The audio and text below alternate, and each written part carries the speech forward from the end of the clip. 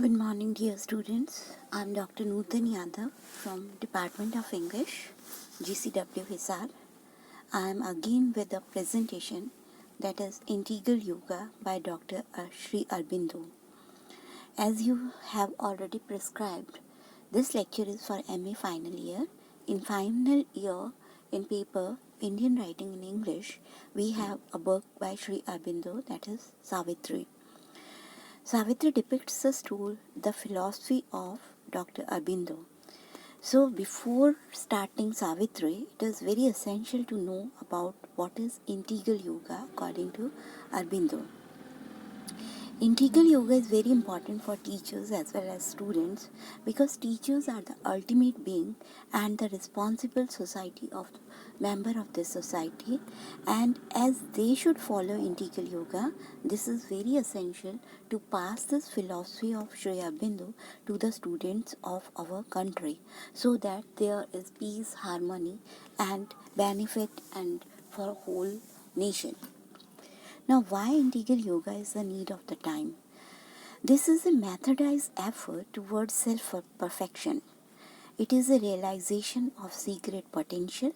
As you know, every individual is born with a secret potential, and it is important to remember to know the secret potential of everyone.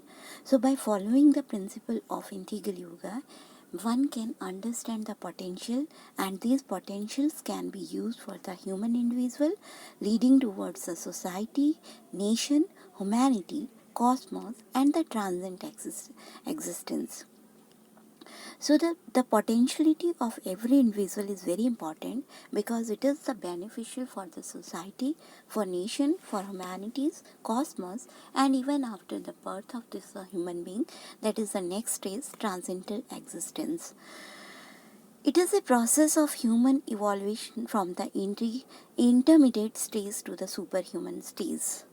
Aurobindo believes that human beings are born as animals and they uplift themselves by their by their various factors, by their intellectual and the various factors in their body and in their mind, and they have reached to the intermediate stage. Now, this intermediate stage is not the final stage of human being. They have to reach the superhuman being stage, supermind, superhuman stage, and this stage is very essential for the human beings, and this is only possible with the integral yoga.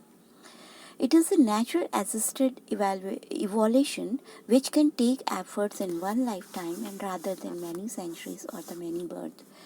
According to the old yogic philosophy, it is believed that many births are required for to reach to the superhuman existence.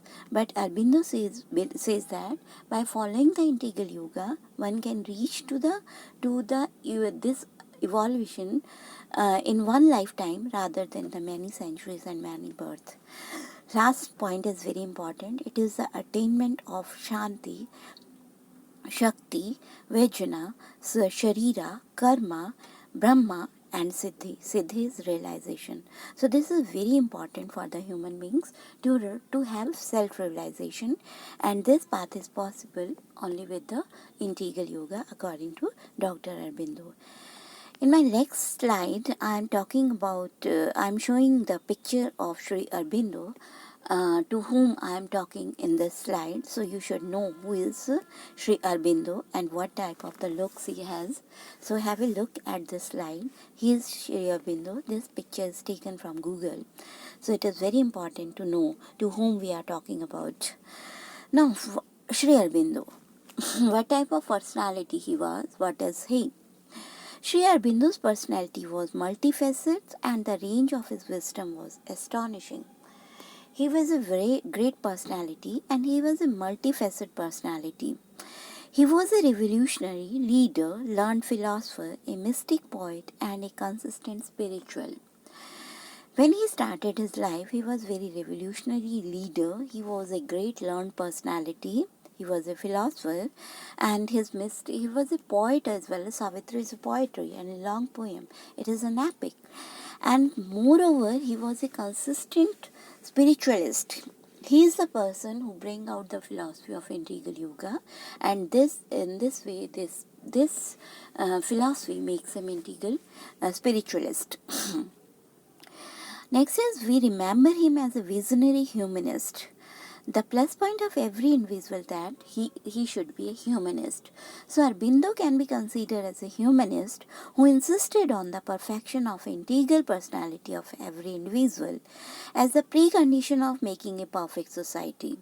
He says everyone has the integral personality, and this is the precondition, means basic condition of every perfect society.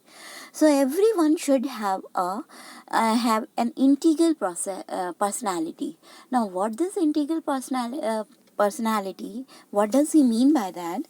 I will tell you what is, through his philosophy, what is integral yoga, and through this integral yoga one can achieve integral personality.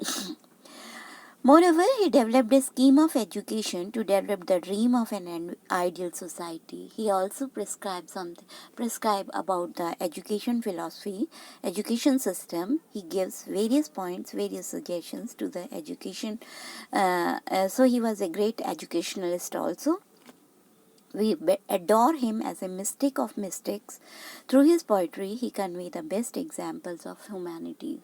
He is the mystic of mystics. He was a strange personality. He was a learned personality. He was a mystic. He was a strange person. He was an ultimate being. And through his poetry, we get the experience of humanity. Whatever he talk about, while keeping in his mind, he talk about humanity. He was an active member of Indian independence and spent many years in prison. He was a great independent fighter and he spent many years of his life in prison. In the prison, he has a vision of divine. This is very important.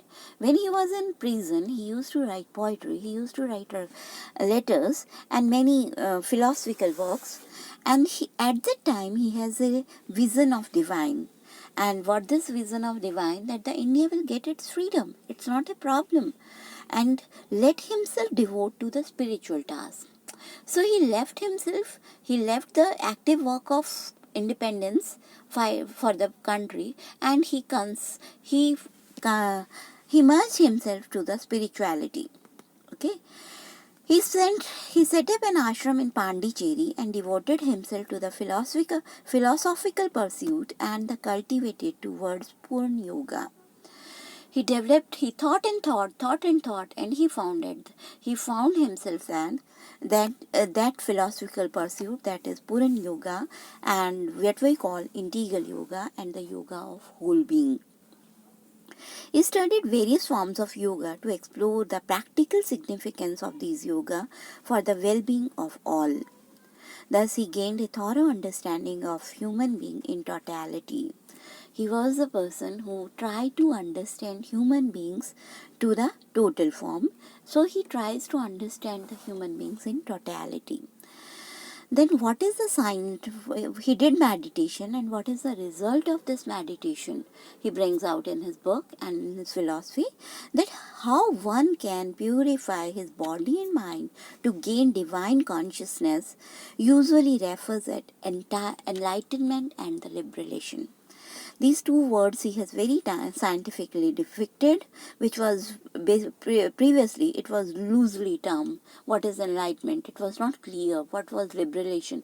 It was not clear. But Aurobindo find out through his meditation and that how one can purify his body and mind.